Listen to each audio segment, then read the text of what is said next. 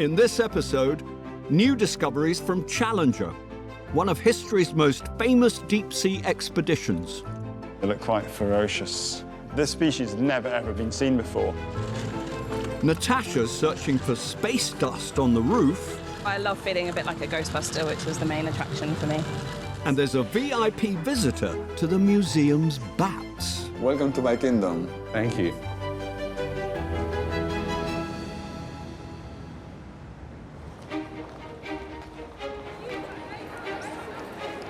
Morning. Are you outside this morning? You right, Declan? Are you on donations firstly? Fabulous. Hi, Edmund, you okay? It's 10 a.m. and duty manager Hattie is checking in with the museum's front of house team. You ready? For? The day. Oh, yeah. Life. Life, Harry. Are you ready for life? Good. Oh, it's quite busy. Hundreds of people coming in right now, and we've got about 10,000 more to come, so it's going to be great. Awesome. Morning, hello. With hundreds of visitors already on site, Hattie's off on her daily inspection round. One of my most important jobs in the morning that I need to do before it gets too busy is make sure the T-Rex is fine. Morning, you're right. Yeah, good, thank you. A few weeks ago, it stopped working. A lot of the lights went off, and it really disappointed a lot of people. They were coming in the gallery and just looking really upset. You can hear the music, but that doesn't necessarily mean it's working.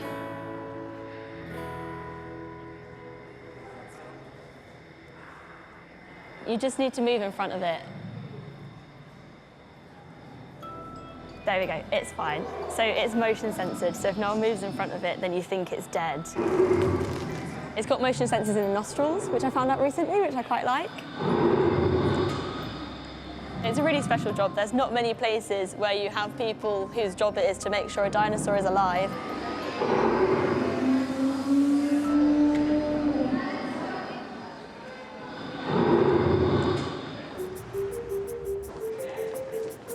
With the visitors heading off to see the museum's incredible galleries, housing everything from bears to bugs and birds, Ice Age mammal specialist Tori Herridge is heading behind the scenes. She's working on a project that's part of the museum's efforts to help save endangered species. So these cupboards might look ordinary, but they're not. This is the museum's fossil mammal store, and these cupboards are all arranged geographically. We just passed Pakistan, here's the Mediterranean. Very quickly, you get into the fossil mammals of Britain, because we've got lots and lots of those. And this is Ice Age London. It screams Ice Age immediately because you've got woolly mammoth on Old Kent Road, reindeer, Buckingham Palace Road. I mean, it's like a monopoly board of Ice Age London. These fossils were all found near the River Thames, where the animals lived between 125 and 40,000 years ago, roughly when the first modern humans came to Britain. Here we have this beauty. It looks like a dragon, it's not. This is actually a woolly rhinoceros from Battersea Power Station. They found this when they were building it in 1873. And we know they were woolly because we have carcasses from Siberia with fur, and there's Ice Age art as well, with pictures of these creatures with great shaggy coats. The woolly rhino weighed as much as 2,800 kilos and stood about 2 meters tall, like a small elephant. With a big hump, but they had short legs, and they had this enormous horn. This rhinoceros was a bit like the white rhino, a grazer, and we know that from the shape of its skull. And it was really low slung, hanging low to the ground. Imagine that, running through central London. But for some reason, these creatures started to die out. 30,000 years ago, just started to wink out. From covering like the majority of the northern hemisphere, you see them winking out. The woolly rhinos disappearing one by one till 13,000 years ago. Nothing left. And you just have to ask yourself, why does this happen? Tori has been working on finding out why species go extinct so that we can help stop it happening again. There are still rhinos in the world, but every single population is under immense pressure from humans, from their environment being changed, from climate change itself. And by looking at what happened to these creatures, we might be able to understand not only why these things affect these animals, but what we can do about it. Today, the rhino population is in crisis, with some species down to under 100 animals left alive. And the museum urgently wants to do what it can before it's too late and the rhino is gone forever.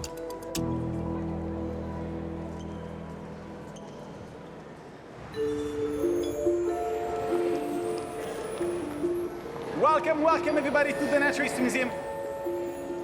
Every day here in London, thousands of visitors file through the museum's doors to view the exhibits.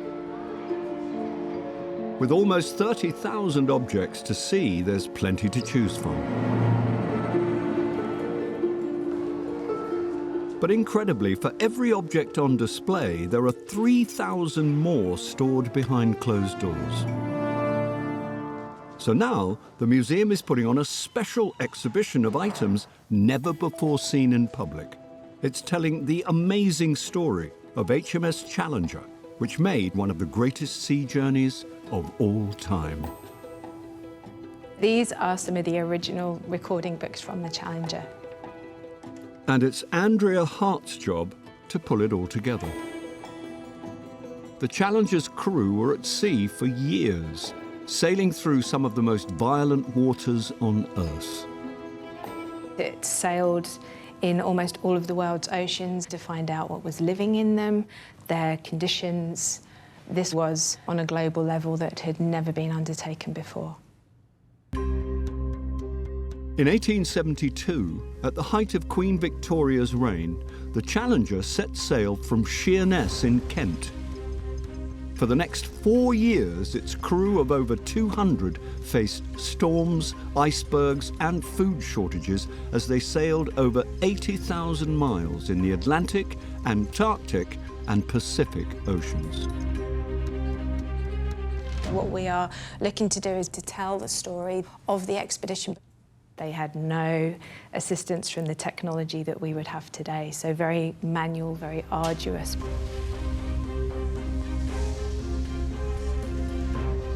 We are incredibly lucky to have letters, as well as some daily journals. By the time the Challenger docked triumphantly back in the UK 4 years later, it wasn't only notebooks and journals that returned.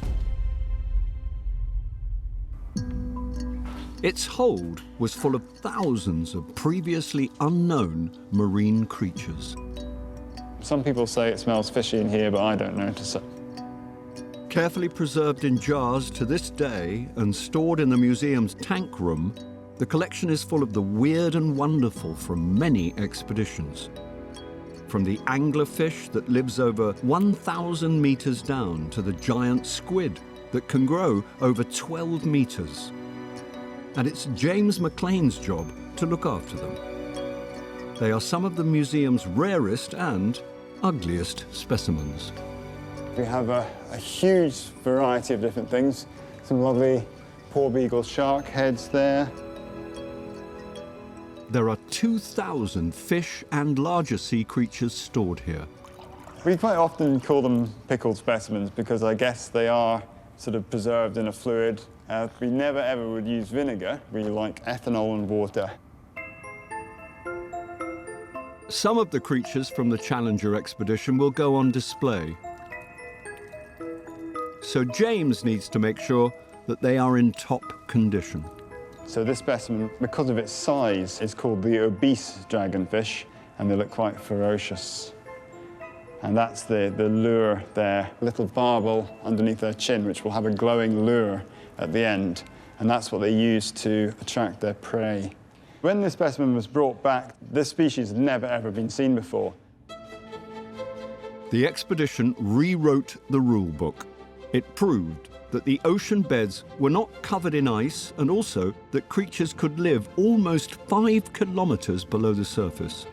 And its sea temperature readings are still used today as scientists check how our oceans have warmed up over the last 150 years. But the Challenger expedition was amazing. It discovered that there was this strange chain of underwater mountains that went right down the middle of the Atlantic. When they brought back the news, some people thought it was evidence that they'd discovered Atlantis. And when they sailed through the Pacific Ocean, they made another historic discovery. They also found out that the ocean is very, very deep. It's over 8,000 meters deep. And just 50 miles away from where they were at that site is actually the deepest known point of the ocean, and that is now called Challenger Deep. So great was its importance that 100 years later, NASA named its space shuttle in honor of the Challenger.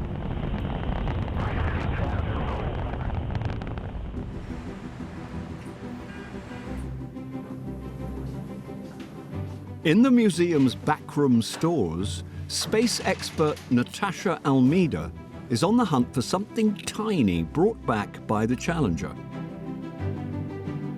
While dredging the deep ocean, as well as strange creatures, the ship also came across some visitors from outer space. Meteorites. What's really exciting about working with collections of meteorites is there's so much that we have learnt from them. They told us the age of the sun. They've told us that the moon used to be a part of the earth. And the exciting thing is, what is there still to be found out? Meteorites may have expanded our understanding of the solar system, but if you think they're all huge rocks from space, just look at what the Challenger found. So here they are. This is the first ever collection of micrometeorites.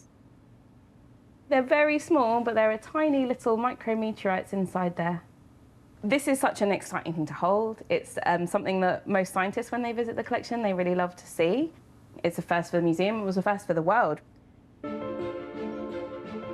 When the Challenger collected samples of silt from the bottom of the Pacific, they found micrometeorites, tiny specks of space dust the size of a grain of salt.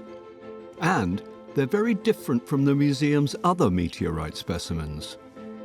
This is a pallasite meteorite. This meteorite landed in Argentina over 70 years ago, weighed 3/4 of a ton, and staggeringly is over 4.5 billion years old. This one's been cut and then polished, so it looks really nice and smooth. So it's got iron metal, and then the crystals here are really beautiful specimens. Look at that. These meteorites all have one thing in common. They've survived travelling many millions of miles of space to get here. So this is actually a volcanic rock from Mars. It used to be part of a lava flow that would have erupted about 1.4 billion years ago.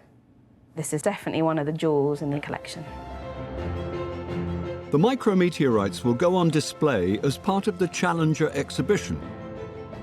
But Natasha wants to see if she can find some herself, in the most unlikely of locations, the museum's roof.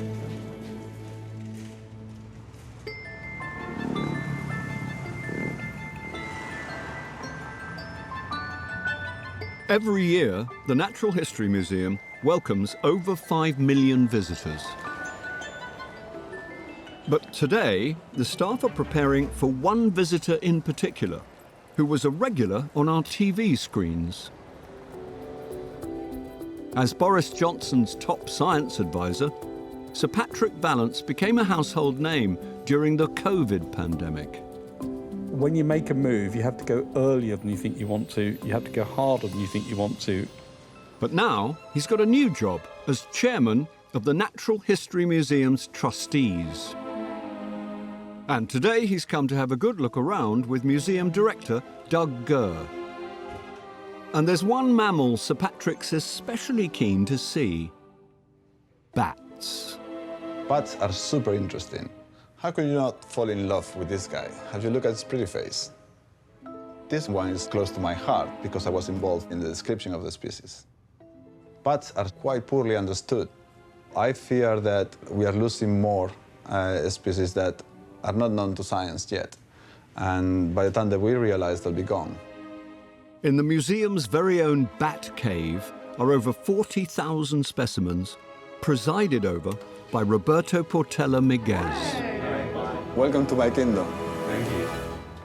We have a collection that spans over 300 years, but we are revisiting and reassessing with modern techniques. And actually, we were able to determine that this is a different species from what it was labeled as. Really? So a lot of these labels obviously date from the 19th century and 18th centuries. The museum's latest work reveals new evidence of particular interest to Sir Patrick. Some of these bats are centuries old and have been detected to have a strain of the coronavirus that is very similar to the one that affected humans and caused the global pandemic. So in those samples, you've actually picked up coronavirus Yes. RNA. Okay. Which is extraordinary. Amazing. Incredibly, several bat species were able to carry a type of coronavirus without getting sick. But how bat coronavirus made the jump to being the virus that caused the pandemic is still unknown. So the museum is putting its entire collection of 80 million specimens online for everyone to use. They hope that the bat samples will help scientists around the world find out more about how COVID started and how it was transmitted. What you're now seeing here is Fedra taking detailed shots. And you can see that it's fantastic resolution. Oh, look at that. That's extraordinary. And you can see the beautiful nose leaf structure. That's amazing. When you see that, you can understand why you've fallen in love with them. Yes, and they're beautiful. Yeah. Well, thank you very much. Thank you. The idea you can take a tissue sample and start to see how have bats lived with coronavirus for a very long time is an extraordinary process. The fact is that it's not the bat, it's the interaction between us and the bats and the way we interact with nature. With the boss's visit over, there's another bat scan for Roberto to do. The key thing about the CT scan is that it allows you to peel off all the different tissues until you get to the skull itself. And if we wanted to, we could also go into the nostrils of the bat and see all the bones within the nose, which are paper thin and very small, and now we're going to come out through the mouth. So this is being playful, but there is good science being done with all this information. For Roberto, studying bats is his own small step in helping save planet Earth. There is a planetary emergency, and it worries me the shape of the planet that we will leave to future generations. And so if I can make a difference by letting people know about the species that are out there, I think that's my mission, and that's what keeps me coming back every day to this place. Hello, team leader. This is Foxtrot 5, over.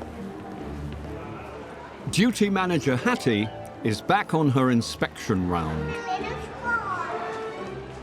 Another one of my important jobs is making sure all the elevators are working so that people can get safely up to the upper floors if they have any accessibility needs.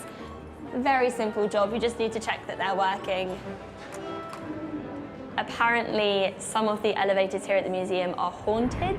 I've heard a couple different stories. Apparently in the basement there was a morgue, apparently there was a hospital, and I have heard a story of a security guard and the elevator came down on its own accord, opened, and they saw someone kind of crawl out of it and they were covered in bandages. Yeah, don't know if I believe that one, but I want to. She's working. Lift is working, it's fine, no ghosts running out of it, all good. Doors closing.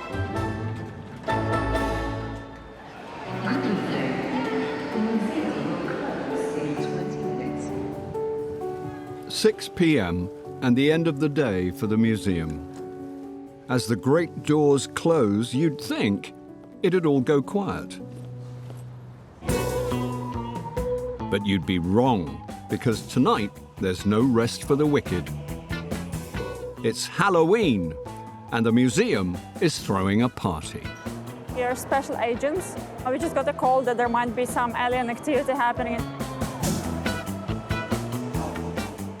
My dream wasn't to be an astronaut, but here I am, fulfilling someone else's dream, and I feel like I'm doing it quite well.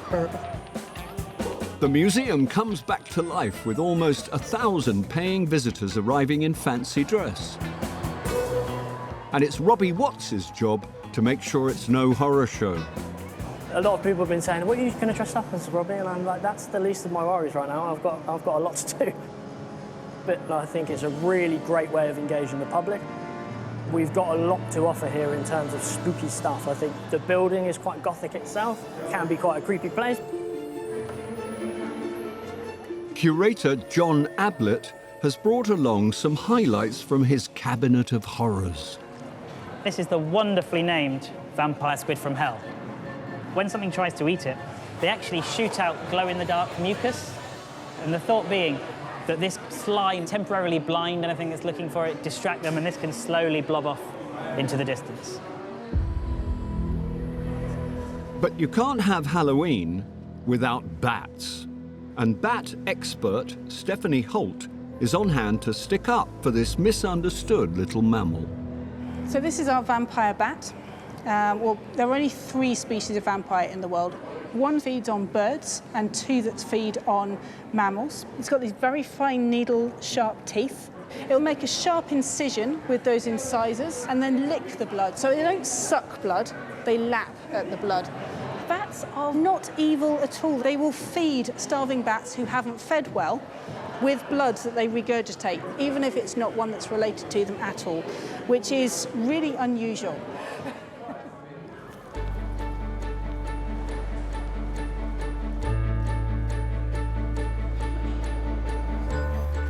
Andrea's exhibition on the amazing voyage of the deep-sea explorer ship, the Challenger, is now taking shape. But as well as the discoveries, she wants to know how tough life was for the crew who set sail 150 years ago. So help me, Bob, I'm bully in the alley. Bully in the alley. Help me. And one person who could provide a clue is Philip Pearson. He's the great-grandson of the ship's coal stoker, and he keeps the spirit of the Challenger alive, singing sea shanties.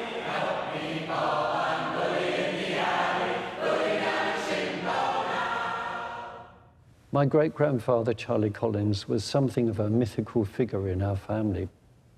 He joined the Navy 14 years old, and 10 years later, he signed on the Challenger. I'm fascinated by his story. Who wouldn't be if you had an ancestor who was part of a world-famous expedition? Philip has come to the museum to meet Andrea.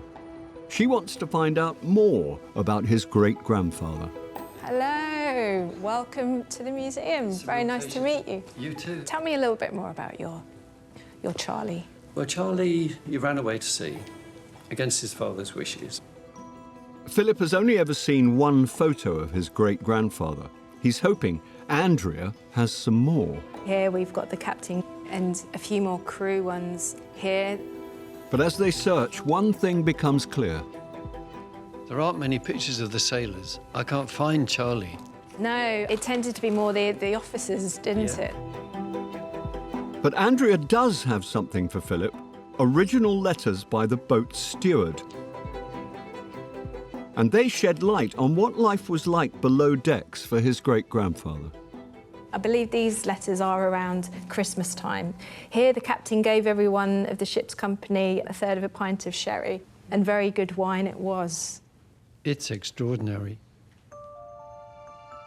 Despite a relatively merry Christmas, the letters detail how tough conditions were.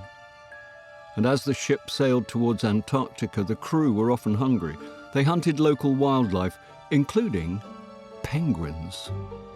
Then, in early 1874, the Challenger captured something remarkable for the history books. They are some of the first photographs of icebergs that were captured in the Antarctic. In Matkin's letters, they started off being something of a fascinating thing to observe, describing them as Gothic cathedrals and haystacks. But then by the end of it, he was quite happy to see the back of them. The ship was away for over 4 years, and when it arrived back in England, its crew and what they had achieved were famous.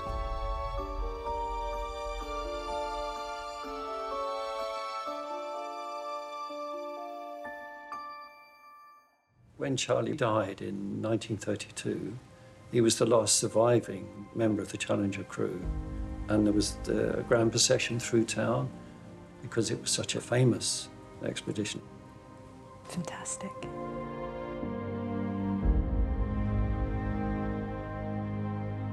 Charlie left something for Philip, which he's brought along today. These here, in my little treasure chest, are the buttons from his jacket. And they show a ship's anchor. That's fantastic.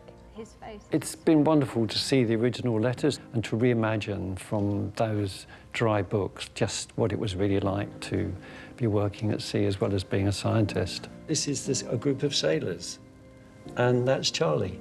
It's wonderful hearing about Philip and his great-grandfather, seeing it through the eyes of the crew members that at the end of the day were the working horses. They made the expedition possible. Ancient mammal expert Tori has seen how the British woolly rhino became extinct 13,000 years ago. Now she's worried about rhinos today that also face extinction. There are fewer than 28,000 left. Daisy? Hi, Tori. Nice to meet you. Nice to meet you. In The Lost Rhino, a new exhibition at the museum, Alexandra Daisy Ginsberg explores our relationship with this beautiful, ancient and now endangered species. I was expecting a rhino. Well, this is a rhino. This is, well, part of a rhino. These are beating heart cells or heart muscle cells from a northern white rhino called Angalifu, who died in 2014. So what we're seeing is, you could say, his heartbeat. Angalifu lived out his days in an American zoo. And now, tragically, there are no more male northern white rhinos left alive. So the species is heading for extinction. This image of Angalifu's beating heart is a reminder of what we have lost. The sounds are taken from footage of the last 8 northern white rhinos. They have very specific calls and noises, and grunts and pants and squeaks. This is an extraordinary, life-sized, digital recreation of a northern white rhino that paces endlessly around. So is this the closest you've been to a rhino? Yes. It's kind of menacing because of the noise, and the pacing feels quite menacing, actually. But I still want to get closer, and I kind of want to press my sort of nose up against the glass and interact with it, because I feel like it's looking at me. I'm really happy to hear that, because that's exactly what I want people to feel. The rhino looks us in the eye at the end, just before it disappears. And there's this moment of connection, and we have to look at ourselves and think about our own behaviours. And that's really at the heart of this for me. If rhinos vanish from the natural world, what are we going to be left with? Okay, I've got a rhino. This is familiar. It's a rhinoceros. I knew you were going to say that. Although it was a real rhino, it's just the skin now. But it gets us back to this question of, well, what is a rhino? This is what I think of when I think of a rhino, as this big animal that teaches me what it's like to be near a rhino, and to remember that it's not just humans in the world that are important. Tragically, the northern white rhino can't be saved. But if we do something now, it's not too late for other members of this majestic family of creatures. One of the things about this whole exhibition that actually brings a sense of hope to me is that I know when I'm looking in this case that I'm looking at a southern white rhino. At around 18,000, numbers of the southern white are holding steady, and it's the only one of the 5 rhino species that is not at threat of extinction. It has come back from the brink of extinction, and it tells us, its story, that it isn't hopeless. If you act now for species that are still with us, it is not a doomed situation, but you have to act.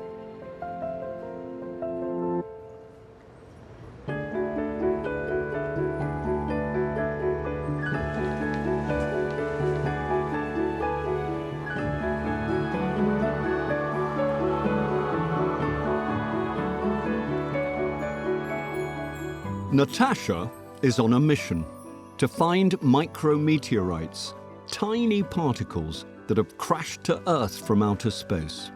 And armed with a vacuum cleaner, somewhat surprisingly, she's heading for the museum's roof.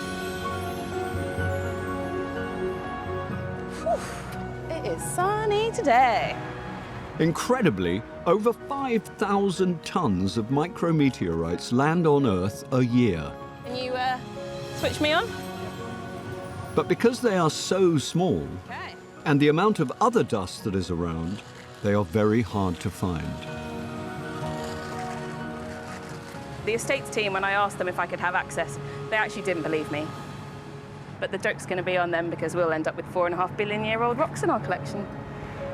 The micrometeorites may have sat undisturbed for years on the museum's large flat roof, among the bird poo and grime. Do I enjoy hoovering? No. I have a 19-month-old son. I do it quite a lot at home. But I love feeling a bit like a Ghostbuster, which was the main attraction for me. That looks like good stuff. Where I say good stuff is there's accumulation of what looks like particulate matter in which we are hoping there'll be some micrometeorites. I need someone with longer arms. Maybe this is a bit that you should do, Matthias. Matthias. Yeah, you missed a spot.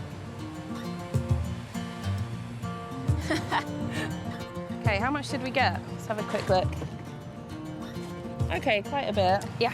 Okay, ready? Yep.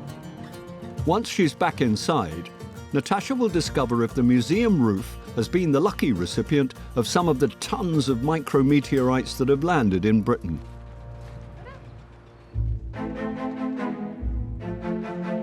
If you think you've found gold on the beach or a precious dinosaur tooth in the garden, the museum has a crack team of experts, like Ben Dixon, who can help identify them. Ben and his colleagues sort the gems from the junk in all manner of mysterious objects. I was always interested as a kid. I got into geology late, though. It's just sort of remarkable when you come upon something, because more than it's just a rock. Come on, folks. Today, teacher Andy Copsey is hoping Ben can identify a fossil he found on the Essex coast.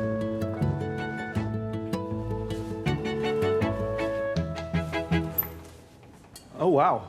Hello. How are you doing? How are you doing? Hello, we're a group from Cape. And he's brought the class with him. We found a fossil in the A fossil? We're trying to identify. Well, you came to the right place. Thank you very so much. come on in. There's a few All of you? Sorry. Thank you. Come on in. Here we go. Let me hold the door for you guys. Thank you. So, where did you find it? Where is this? So, just a bit of history. So we're down at Holland-on-Sea in Essex, and I've been pulling out all kinds of finds, but that was different. That's different to the other stuff we found there.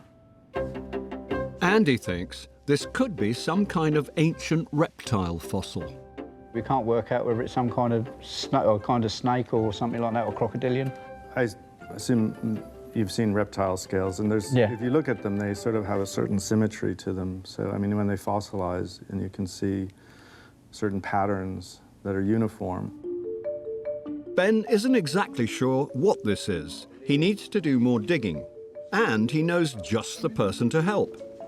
Fossil expert Tim Ewan. He's used to sorting out the fossils from the fakes.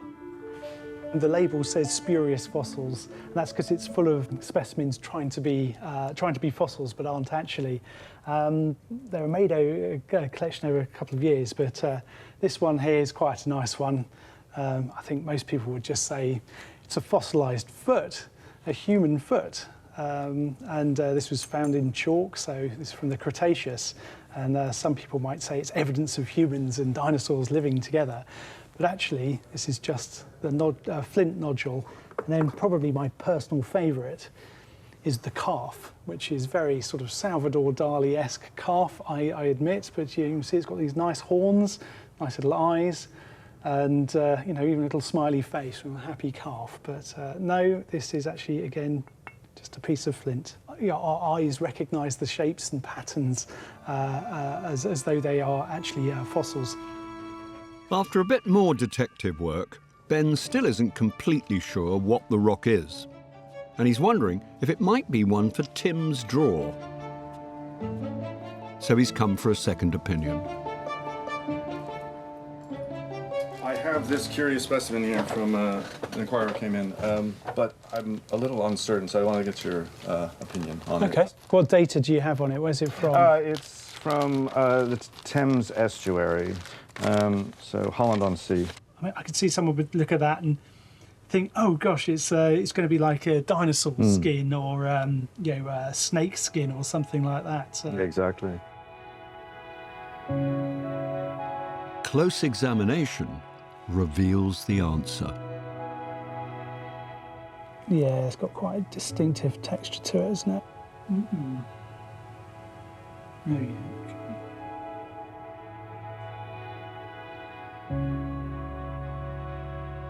I've got this specimen here, which is a nice fish fossil, and you can see it looks superficially quite similar. So, yeah, I don't think it's a fossil as such.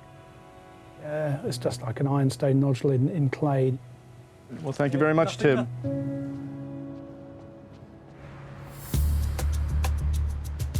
Right, so you need to wear a jacket for this one because it's a bit of a dirty job.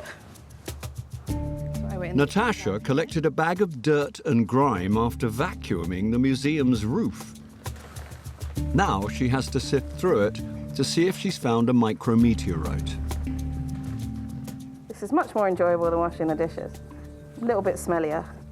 It basically just looks like mud. You can't tell if there's a micrometeorite in there or not. She's got Matthias from the University of Kent on hand. He's studied micrometeorites for 15 years and is helping her identify these tiny particles of space dust. But it's a bit like looking for a needle in a haystack. If you see a hole on the particles, it's probably not a micrometeorite. Stop dashing all my hopes, Matthias. Sorry. The one that I've put in the middle here, it looks like a potential, so fingers crossed. Do you reckon? Could be? No. Sorry. It's all right. Okay, keep going. It's not something you can do in an afternoon. You have to spend 100 hours before you can find one. So, yes, work. Okay, it's in the middle, yes. It's on the edge of this, like, debris there. Come on, come on. Come on. Maybe? Wait. No way. Actually, a cool candidate. So I could pick this one if you want. Yes, absolutely. Yes. Well done. That's great. It's one thing to say, micrometeorites fall everywhere and you can find them on your roof and that kind of thing, but it's really exciting to actually find one. They all add to our understanding of the solar system. Every single one is another little piece of the puzzle. After months of planning, the exhibits from the Challenger have been sorted, sifted and selected.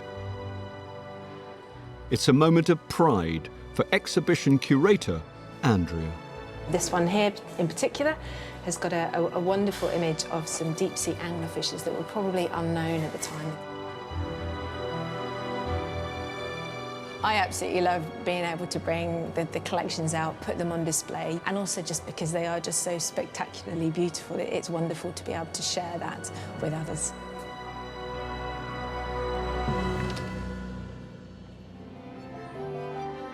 Today, there's an extra special visitor.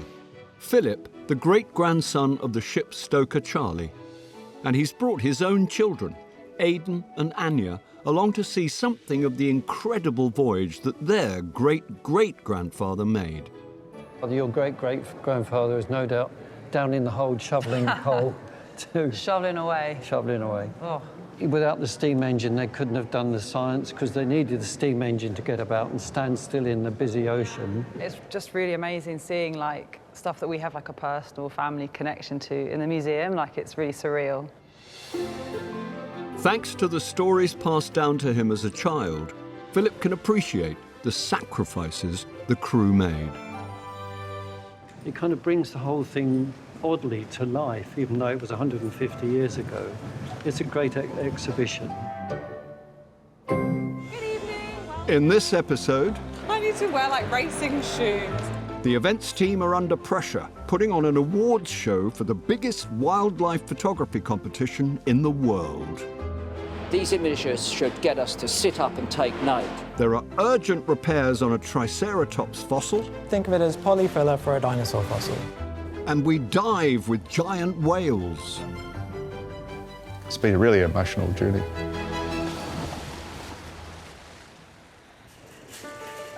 It's early morning at the Natural History Museum, and they're expecting a new delivery of dinosaurs. Morning, Shireen. Morning, sir. Can you give me a hand with these? Stuffed, cuddly ones. And it's manager Sam's job to get them on the shelves. We've got more of the jumbos in. Excellent. Where do you want to put those? Well, I think in the centre is great because not only are you visible, but you know, we really want those little kids to be able to grab one and give it a good hug. In fact, it never stops for the museum's 900 staff, and today the pressure's really on as the clock's ticking. It's the opening of the biggest event in the museum's calendar, the Wildlife Photographer of the Year Awards.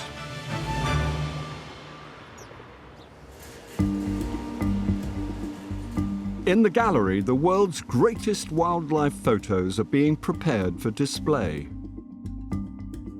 100 of the best have been chosen, and they'll soon be announced to the world.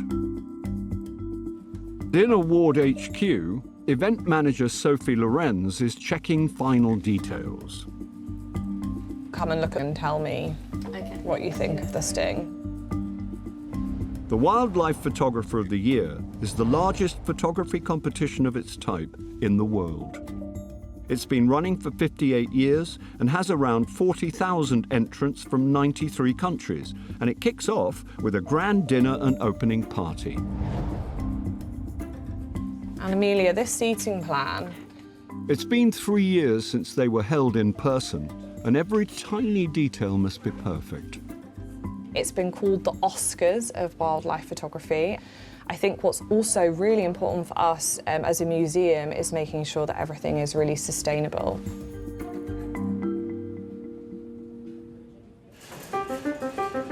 This year, to add to the pressure, the exhibition accompanying the awards has been completely redesigned.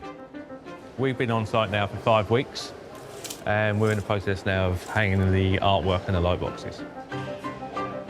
It's a tricky job for specialist fitter Jeff Davis. All of the structure of the exhibition has been built in tulip wood, which is a very sustainable material for this particular exhibition. And the intention is for this to be used in different configurations for the next 5 years. With around 300 guests soon arriving for the ceremony, Jeff's team are up against it. Yeah, perfect. Among the finalists this year are these remarkable shots of bees mating on a Texas ranch, polar bears foraging for food in an abandoned Russian village, and a ranger comforting a dying gorilla.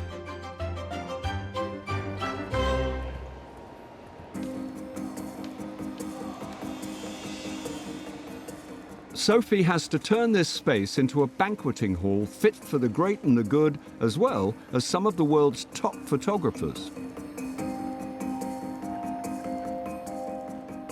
But there's barely any time to do it because nothing can start till the museum shuts its doors. We close to the public at 6 o'clock in the evening and our event starts at 7 p.m. Everything needs to be planned to an absolute T. Everyone needs to be really well briefed. It really is an absolute task to get this transformed in time. Everything will have to go like clockwork if they're to pull it off.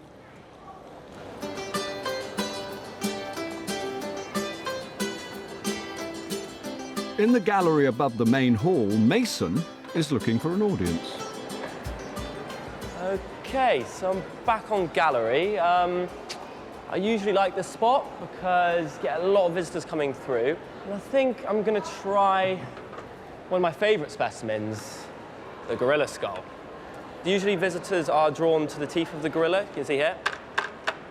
Huge canines compared to human canines. They are quite terrifying. Would you like to have a look? Yeah, what is that? This is a gorilla. This is a gorilla skull.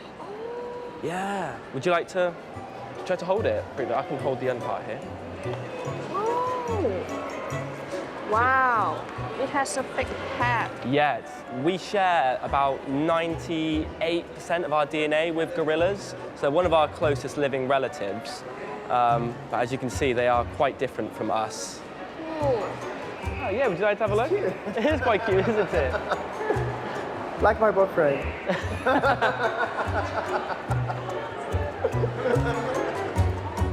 So sometimes when it is really quiet in gallery, I do have a tendency to become Hamlet with a skull. It's just to pass time. Sometimes I can draw people in, but again, that's just the, I think you can tell I study drama at university.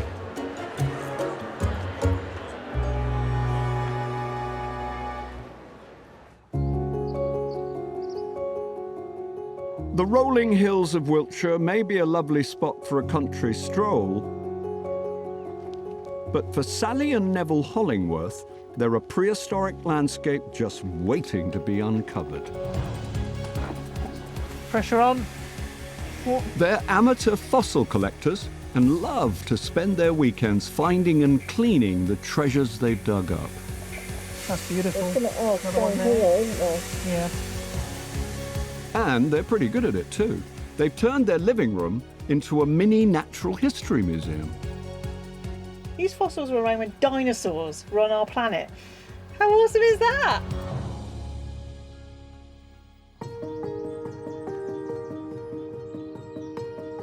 It was during the pandemic that Sally and Neville really hit the jackpot. After getting permission to search for fossils in a local quarry, they uncovered a spectacular treasure trove of marine creatures that lived a staggering 167 million years ago. Oh, yeah. Oh, look at that one there. God, it's beautiful. Absolutely amazing. Another one there. Beautiful. We soon realised we had something really, really special, and it was like a once-in-a-lifetime discovery, a real eureka moment. And it was like a beautiful bouquet of flowers that had revealed itself from this stony tomb. And I'd never seen anything like it. And that's when you said, oh, there's a guy, I'm sure he's still at the Natural History Museum. Let's send him some photos. They hoped he'd be able to tell them more. When Dr. Tim Ewan saw the pictures, he realised that this was no ordinary discovery. He's been studying marine fossils for over 20 years and had to know more. Tim assembled a team and travelled to Wiltshire to investigate. We're super lucky at this quarry site because it might just look like mud to everybody else, but to me this is the absolute treasure trove. Remarkably, it turned out this corner of Wiltshire was once at the bottom of a tropical sea. As the dig progressed, Tim and his team unearthed a huge number of ancient sea lilies, urchins, and starfish. And then we made a really special, nice, rare discovery. On top of this mound here, we found a fossilised shark's tooth. This is really rare and it's beautiful. It's a really nice find. Tim's hoping there may be even more treasures to be unearthed. Maybe there's some more exciting things yet to discover, maybe new species or other things that we weren't expecting to find, like dinosaurs maybe, or marine reptiles. Tim's team, along with Sally and Neville, have so far uncovered thousands of fossils. But there's one big mystery. How did the remains of so many prehistoric sea creatures end up in this part of the Wiltshire countryside? To find out, Tim needs to get the rest of the fossils back to the museum so they can work out why they're here and what happened to kill so many animals, possibly at the same time.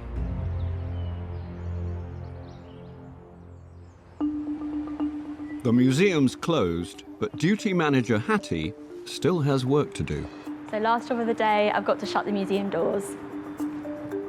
First opened in 1881, the museum's been called a cathedral to nature, with 4 acres of flooring and over 1,400 doors. Very old and creaky doors. Come on.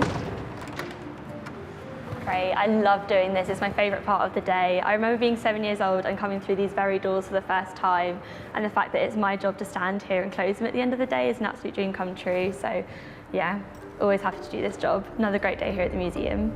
Yeah.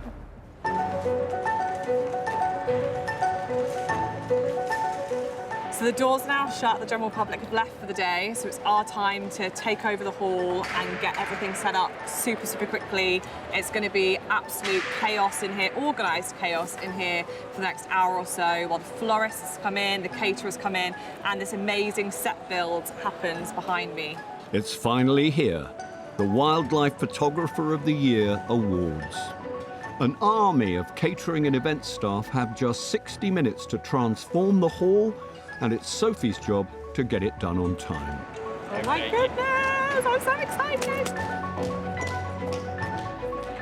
This looks amazing. Already, it looks so good. I need to get my photo taken in front of it. I can't forget. The 30 tables are now in the hall, and catering manager Benji has to check each setting. We're just laying up dinner at the moment, and then we've set up each table for the number of guests that are sitting on every table. It's a tight operation, getting in and getting everything set up.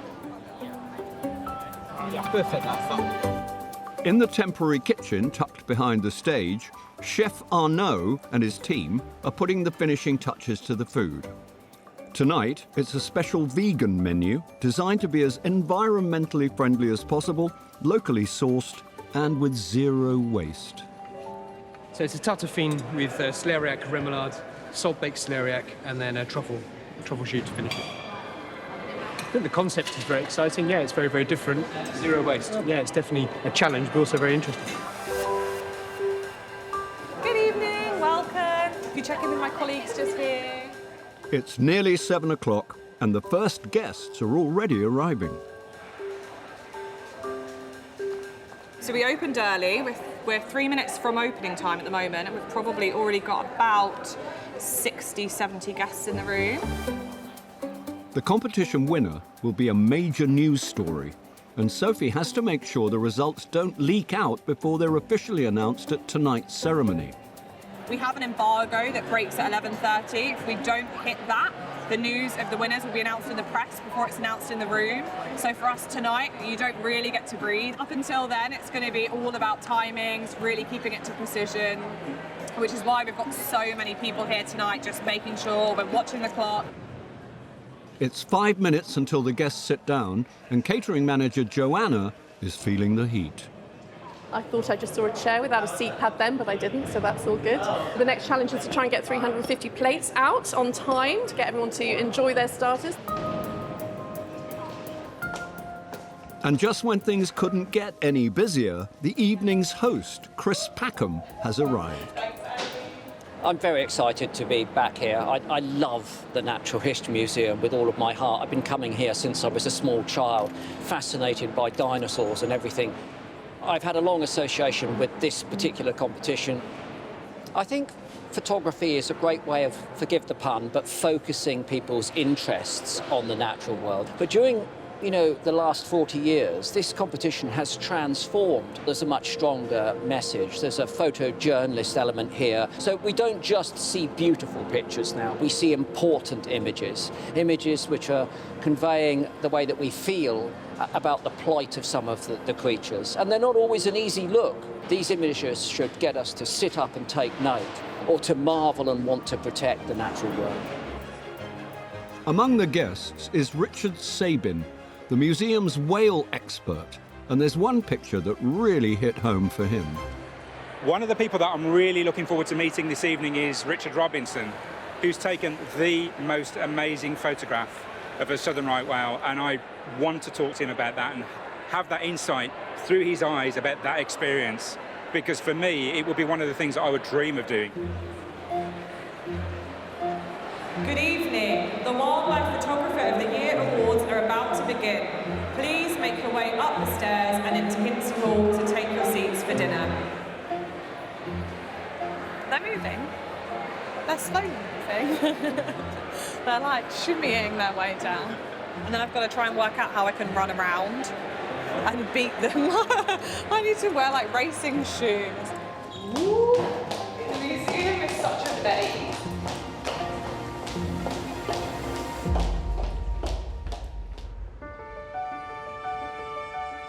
The Natural History Museum is in one of the busiest areas of London, and in its grounds is a hidden treasure. A 5-acre garden not many people know about, and it's keeping project manager Louise Simmons busy. This garden has been around for over 25 years now, and it's an established wildlife garden with lots of really important habitats. There is a lot of pond life in here. There's dragonfly larvae, there's lots of newts and water beetles and frogs and toads. There's even a resident family of foxes. This lush green corner of London has had a very unusual past. Initially, it was a delightful Victorian promenade. In the early 20th century, they buried whale carcasses here. Once they had rotted down, the skeletons were added to the collection. And it did sterling work as a dig for victory allotment in World War II. Now, it's starting its biggest and most ambitious transformation yet. The Urban Nature Project is making over the museum grounds, so we've got about 5 acres, and we are making over the East Garden and the West Garden, which is where we are at the moment. It's going to take around 18 months to complete the makeover. And first, head gardener Tom McCarter has some slippery customers to deal with. I'm trying to find as many frogs, toads, newts that we can so we can move to safety. They're draining the existing pond and creating temporary ones. That means that moving all the frogs, toads and newts to safety is critical. Common toads have declined about 70% since the 70s, I think. So they're really amazing creatures, and people, have grown up with them and love them. We want to, conserve them as much as we can. Big and meaty, it's a toad. That's kind exactly, of what I go on. Oh, look. Shall we go can I release pick him up? these Am I allowed into to the... pick him up? Or should I not touch him? Well, why don't we do it over, Yeah. and then you can actually let them go. The frogs and toads and newts are probably fine just actually being released into the ivy. We have a really, really healthy population of them here, and we want to, conserve them as much as we can. So let's put the frogs over there. Okay. Watch out, the frog's really hot. They are really slimy as well, aren't they? Yeah. They're a lot slimier than the toads. Great to be able to reintroduce them to their temporary home while work's happening. So looking forward to them overwintering and then being able to introduce them back to the new pond. The new pond will be much bigger, and there will also be a stunning walkway for visitors to explore. But it's a delicate business, so to protect the pond life, John Tweddle and his team are keeping close tabs. There are thousands of species that are flying around, crawling beneath the soil, swimming beneath the water. So we're using the DNA approach here to try and extract DNA from everything in an area. That will give us a much deeper picture of all of the different groups of wildlife that are there. John and his team have been able to identify some of the pond's tiny residents, including dragonflies, water beetles and pond snails. It's a bit like CSI for animals and plants, really. It's going to be amazing for us, for people to know that we have this, and for people to be using it and learning from it and learning what they can do in their urban environments and their gardens at home. It's incredibly exciting.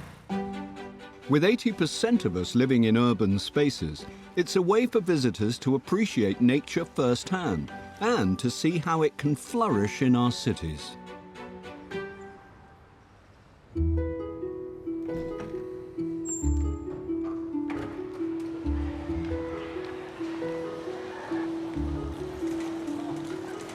think they're gonna take one. Oh, let's see. Oh, go on, both. Go on, take both. Yes. See, this is what our hard work's about. I know. And the great thing about this for us is actually all of the purchases go back to support all the amazing work the museum does. It supports all of the collection, so that makes us feel super proud. And I think. it's amazing to see the kids engaged. Yeah. Oh my goodness.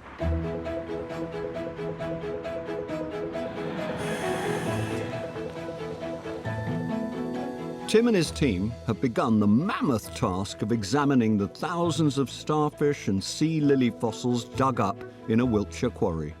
They want to find out how they got there and what wiped them out suddenly 167 million years ago. We're still just really scratching the surface and starting to find out some of the details and mysteries that are hidden within these creatures. So it's a really exciting time. To look deeper, Tim is going to scan the finds. He wants to see if there are clues to what happened, hidden deep within the fossils. This is one of the thousands we've collected. I'm just going to pop it in this little box and encase it in some foam to stop it moving around. And then I'm going to hand it over to Brett here, who's going to mount it up and put it into this CT scanner.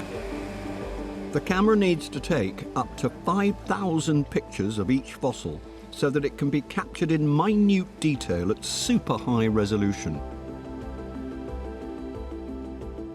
After 6 hours, the results from the CT scan are in. They paint a shocking picture of life and death 167 million years ago. So that's really exciting. None of these animals have their arms or limbs in a position that they would be in life. So this tells us that it's like a sort of death pose, and a bit like in Pompeii, where someone's been trying to sort of protect themselves as this sort of ash cloud descended on them. These poor sea lilies have tried to protect themselves from being buried. And what they do when they get buried is they clap their arms shut to try and stop mud getting into the mouth. The evidence from the CT scan shows that they died all at the same time, and from the way the creatures held out their arms to protect themselves, it also suggests a cause of death. They were most likely killed by an underwater mudslide, which would have engulfed the entire colony in an instant. There was no time to escape. And they've discovered something else amongst the fossils, an entirely new species, a new type of prehistoric starfish. This has got an arrangement of plate shapes unlike any other starfish from the Jurassic anywhere else in the world. And so that really excitingly tells us that this is a new species. So that's really exciting because it means we get to describe it and we get to put a name on it. You can even name it after your favourite rock band if you want to. But I think in this instance, they're probably nice to name it after the people who discovered it. So, the new starfish will be called Hollingworthia. We just had the luck to be there at the right place at the right time. We'll get people in, seated. After months of preparation, it's almost time to announce this year's award winners. Good evening. Please take your seats. The awards are about to begin. Now, with no further ado, let me introduce your host for this evening, the one and only Chris Packham. Thank you. Thank you very much indeed. My name is Chris Packham. I work as a zoologist, a broadcaster, and now essentially an environmental campaigner. But if I'm looking for qualifications to bring me to this stage tonight to present these awards, it's that aged 5, I was led by my father through that door and ignoring a small polite notice that said, "Please do not touch," this finger stroked the fossilized remains of an iguanodon, and life has never been the same since. The judges have whittled down the photos from nearly 40,000 entries to just 100, split across 19 categories. In the Rising Star category, these incredible images were taken by a 26-year-old Polish entrant. This year, the winner of our Rising Star Award is Mateusz Pierszak.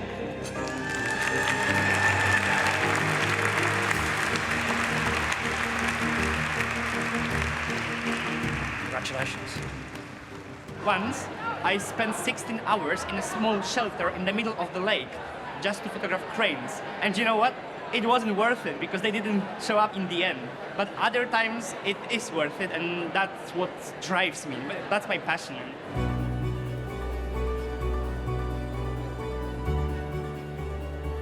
Enjoy your meal. I'll be back shortly after that to announce the rest of the categories and ultimately our grand title winners 2022. Thank you. As the guests tuck into the main course, Sophie's watching the seconds tick away and praying the schedule doesn't slip. We're about 12 minutes over going into dinner, so it's making sure that everything is ready to hopefully announce the winners before the embargo breaks at 11:30. The museum has one of the largest and most important dinosaur collections in the world, and looking after the 9 million items is a highly skilled and never-ending job. In the Conservation Centre, preparator Kieran is attempting to mend a Triceratops fossil. The bones are quite fragile, and I need to kind of piece it back together a little bit. It's from one of the most iconic dinosaurs that ever lived. Triceratops is a very famous plant-eating dinosaur from the late Cretaceous, living around 68 to 65 million years ago. Somewhat similar to a rhino and about the same sort of size and weight as an African elephant. Most distinctive feature of them is the 3 big horns and the big sort of bony frill surrounding the skull. And we still actually don't really know what the frill was for. Originally, it was thought to be a sort of armor plating to protect the neck from being bitten by a Tyrannosaurus rex. But we know we've seen puncture marks on the frill from Tyrannosaurus teeth. So we do know that the Tyrannosaurus could actually bite through this quite easily. It's much more likely to be for mating, to attract a mate. Perhaps these things were quite brightly colored when they were alive and they were signaling to each other with them. Kieran has to chip, scrape and repair incredibly carefully around the precious fossil. I use a lot of dentist tools in my work because they're really good at scratching away hard material. All sorts of picks, scrapers, things like that. But the trickiest part is lifting it. So colleague Lauren is here to help. One wrong move. Yep. And it could shatter. How fragile do you think it is? I think it's very fragile. There's a chance it could break along one of the historic repairs.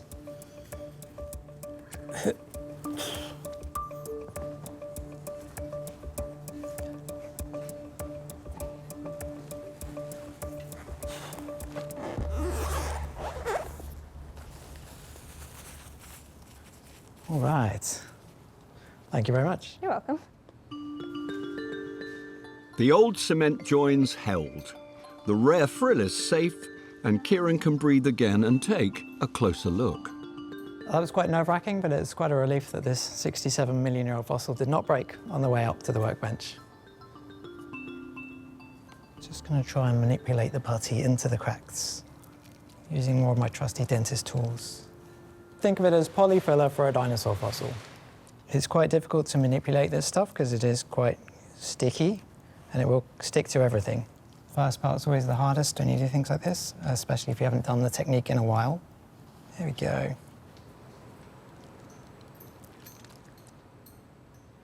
That's looking a bit better.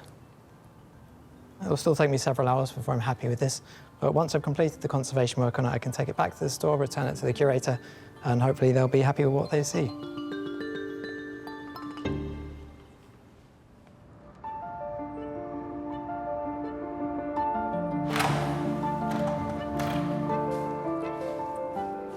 You know, there's a significant quantity of material in here that's been collected over the past 200 years. Whale curator Richard Sabin has managed to catch up with the photographer Richie Robinson and invited him to see a part of their whale collection that's stored behind closed doors. New Zealander Richie spent several weeks at sea trying to get the perfect shot of the endangered southern right whale. The one that I'd like to show you is this specimen here. From Campbell Island. Campbell Island, right. New Zealand. You can see where the oil is still leaking from the bone.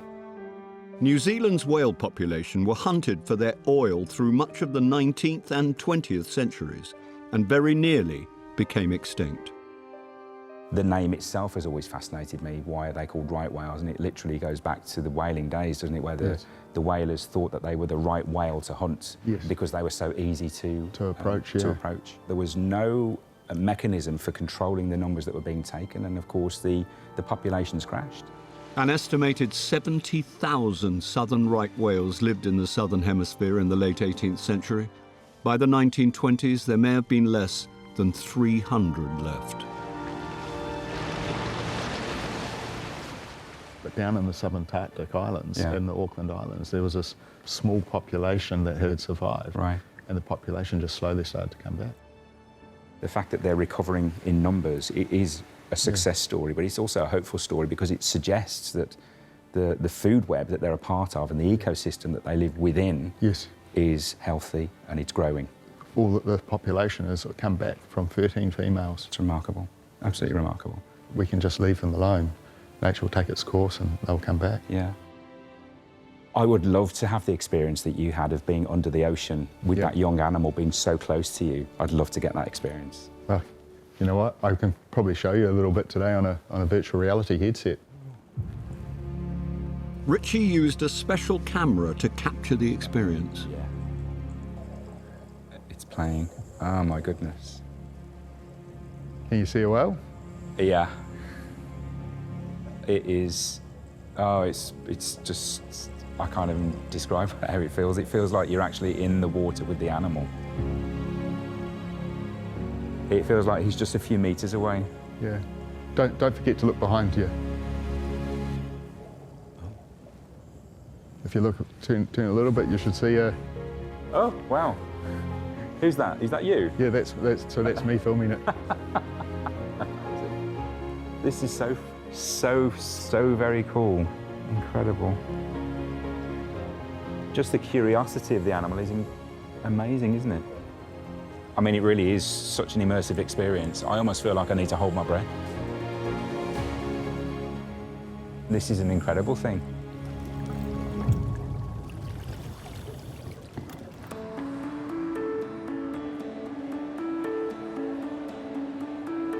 How was dinner? It's time for the headline awards, including animal portraits, photojournalism, and the grand prize winners. Richie is up for 2 prizes, including one in a new category, Oceans: The Bigger Picture. The judges chose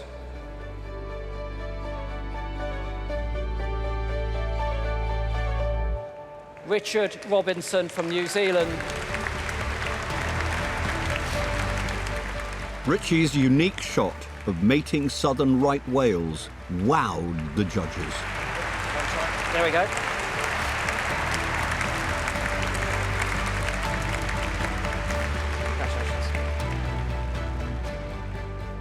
You know, I knew straight away I had something really, really special, maybe something that's not really been photographed before, certainly not that close. It wasn't until I got back and looked at the computer that night that I knew that the image was sharp enough and it was going to reproduce well enough, let alone winning a section in the Wildlife Photographer of the Year.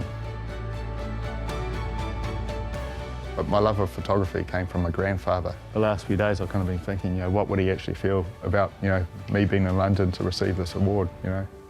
It's been a really emotional journey.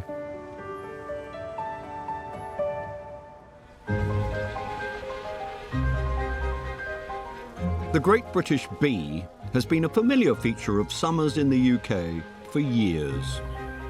But now they face an uncertain future, as half of all British bee species have declined in the last 50 years. At the museum, Dr. Selina Brace is investigating what's going on. Bees have been in decline generally. Many things have changed in the environment. We've had a lot of land use change. We've had the use of pesticides and chemicals. We need a healthy population of bees. Bees are critical, so it is really, really important to protect bees. To help save the bees, Selina's using the museum's incredible bee collection, which spans 130 years and contains over 500,000 specimens. This is actually really lovely for me to be here and see the bees out in the draw. The labels tell us who collected the bee, what year the bee was collected, and where the bee was collected. So there's quite a lot of information on these tiny little bits of paper. Many of the bees were donated by amateur collectors who sent them in from all over the world. This one here is Bombus lapidarius, and this is the red-tailed bumblebee. And very pretty he is too. To work out why things like pesticide use and climate change affect some bee species more than others, she's studying their DNA. The first step is to collect a sample. Rather than take like the whole body or the head, we actually just remove a single bee leg because, you know, the bee has 6 legs. So if we've only removed one of them, then you're not losing any of the characteristics of that bee. The surgery is difficult because some of these bees are older than the museum itself. So obviously it's quite tricky to take a bee leg. We don't just remove the bee's knees. We would take this bee leg, pop it in a test tube like this, and then I would take this to the Ancient DNA laboratory. To ensure the microscopic samples stay pure, Selina takes extreme measures.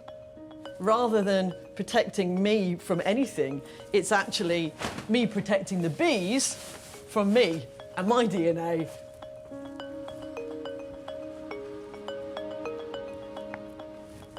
And now I'm ready to go into the Ancient DNA lab. The DNA will tell Selina what characteristics of a bee species have made it more or less capable to survive as the world changes. If we know that climate change is going to continue to increase, we can use our understanding of how bees responded in the past to predict how they're going to respond again in the future. It's a long-term project, but in the meantime, there's something we can all do to help our bees prosper. Planting more flowers, things that bees like, making the environment a good environment for bees to flourish in and to be healthy. This is something we all need to think about.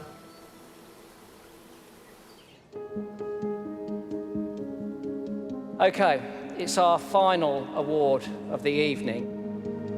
The judges have sifted through nearly 40,000 entries and whittled them down to just 15. But there can only be one winner. Which single photo tells the most original story of our natural world? Our Wildlife Photographer of the Year 2022 means we will welcome Corinne Aigner to the stage this evening.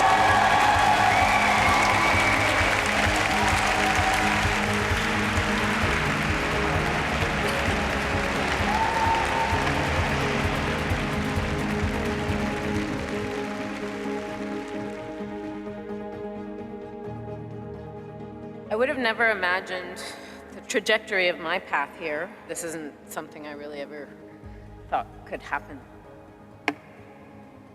The Wildlife Photographer of the Year event is more than a competition. I never imagined I could be here, so I'm just gonna say it. This one's for the girls.